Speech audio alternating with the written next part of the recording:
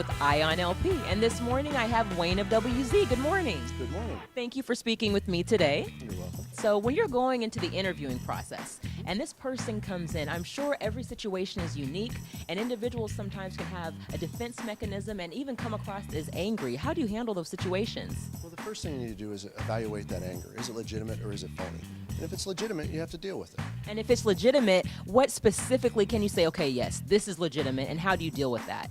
Well, if it's legitimate, you evaluate what's going on, as I mentioned. And so you look at the scenario and say, all right, that's something I'm going to have to make sure that management knows about. It's something beyond what I prepared for. Okay. And if it's something that is out of your realm of what you came in to do, would you just address that and then direct that person back to what you're there for? Yes, absolutely I would. I mean, there's a lot of reasons why somebody may have anger before I ever walk in. It could be that they've been interviewed before, for example.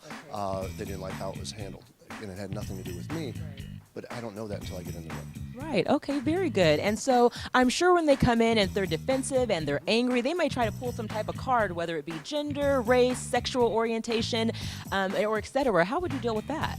Well, I know most interviewers, the first thing is panic, right? When you hear a card played as that, everyone's going, oh my goodness, how do I deal with this? This isn't what I signed up for. This isn't the conversation I want to have. The first thing we have to realize is this is a defense mechanism by them. It's worked for them in the past. Most people run away from that situation. We're not. The reason we're not, it's not why we're there. We're there because they've done something wrong and we need to talk to them about it. But you can't ignore it. So what you do is you'll actually change your chair to a 45-degree angle and direct that anger away. Because it could be legitimate, as we talked about earlier. So what I'll do is say, all right, what issues do you have? And I point towards the wall. And I direct that anger instead of shoulder to shoulder.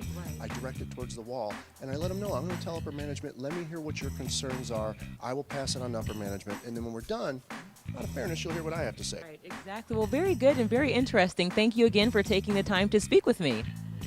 Signing off, Kimberlee Gibbs, EyeOnLP.